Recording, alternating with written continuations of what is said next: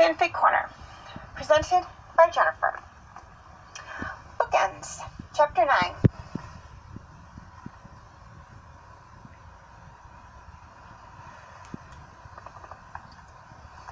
Okay, before we get started, I'd just like to say one thing, and that is if you have not yet seen the first 8 videos for Bookends, Chapter 1, Chapter 2, Chapter 3, Chapter 4, Chapter 5, Chapter 6, Chapter 7, and Chapter 8, I suggest you go view those now, as this is a continuation of that story.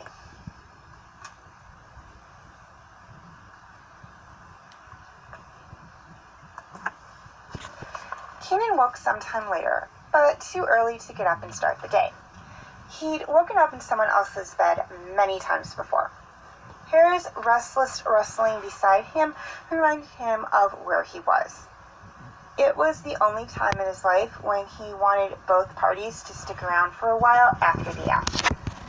Hera struggled to get comfortable on her half of the bed. As the captain, she enjoyed a slightly larger space for her quarters, but her bed wasn't built for more than one person. She groaned into her pillow as she flipped over again. "Hey," Kenan said, barely above a whisper. He reached out to comfort her. Still almost asleep, he absently stroked her smooth, soft skin. Touching her like that stirred desire and tranquility in him in equal measures. Maybe they could go another round if he could stay awake. Hera sat up suddenly.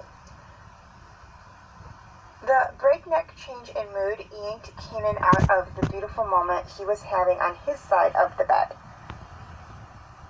What? He said to her, scrambling around in the dark to find her hand, her arm, anything to hold. She took a while to answer him, trying to control her breathing and trying to find the right way to tell him what he needed to know about Twi'leks that he hadn't yet learned. It warmed her heart that Kenan tried so hard to please her, and while she knew welcoming him into her bed was a good way to start showing him her appreciation, she needed to approach uncomfortable subjects with care, even when he startled her out of the first good sleep she had in weeks. "I'm sorry," she said. "It's my Laku. They're really sensitive." Another haunting memory of the dance club came back to him. A picture of the brute pulling on Hera's Laku as they tried to leave. He had no idea how much pain Hera went through that night.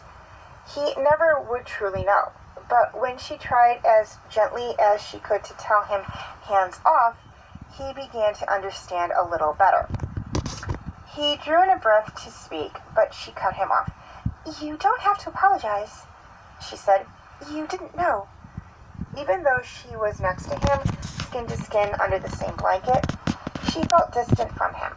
He wasn't supposed to be the one to cause her shock and pain. He promised himself to be the one to help her through it, if he couldn't save her from it. He sat up and gathered the furry pink blanket around her. Swathed in the soft fabric and wrapped up in his arms was an unfamiliar comfort. She leaned her head on his shoulder and breathed deeply with him. Their chests rose and fell in silence. Kenan ran his hand over the curves of her body, covered in heavenly soft fur. "This blanket has a story, I'm guessing," he said. She let out a tiny chuckle. "I bought it at a bazaar on the Daya," she said.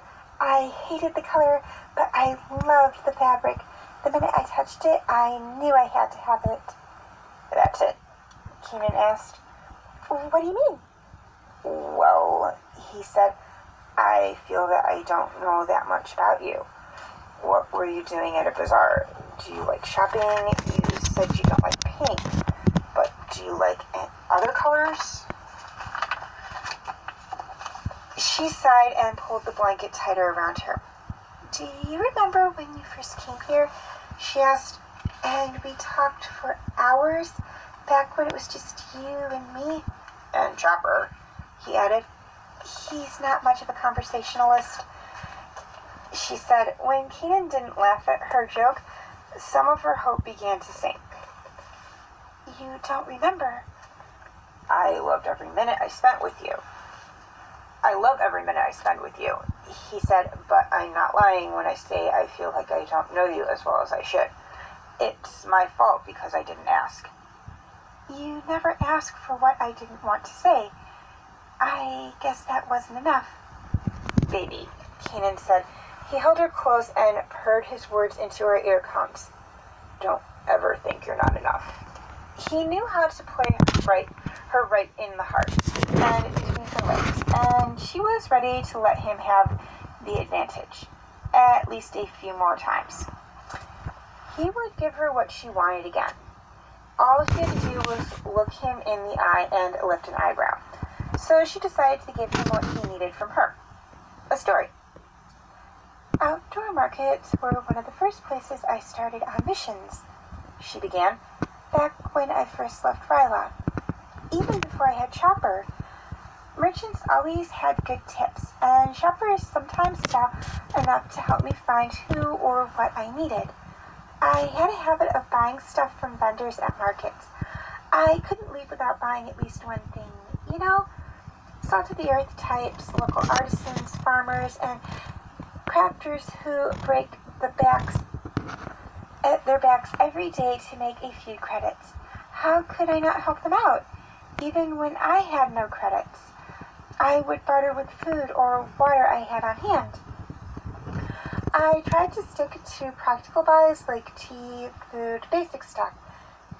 This thing, she said, stroking Kane's strong forearm through the blanket, came off a huge bolt of fabric at a stand on Fedea.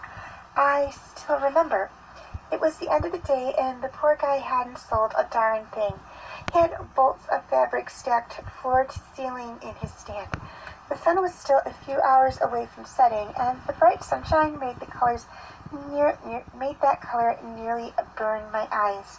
The merchant called out to me and challenged me to touch the fabric. If I could walk away after feeling how soft it was, he'd give me the whole bolt for free. I told him it was no wonder he hadn't made a sale all day. But he was right. I couldn't talk myself out of having that blanket. Probably a bad idea to walk around with a bright pink wad under my arm that day, but I don't know. It helps me sleep. It's comforting to crawl into bed with something that feels so nice. Hera's story lulled Kanan back to the edge of sleep. Her musical voice framed the story of an even younger version of herself that spread happiness deep into his heart. He wanted to believe that she could be moved by beauty and mundane things. It meant he had a chance with her. He held on to her, saying, it's comforting to crawl into bed with something that feels so nice, as a mini motivational speech to give her his very best every single day she'd have him. She noticed he was fading, so she nudged him back to lie down. What about the lamp? He mumbled. Another time, she said. He couldn't fight the sleep any longer. He'd just have to hope she would keep her promise.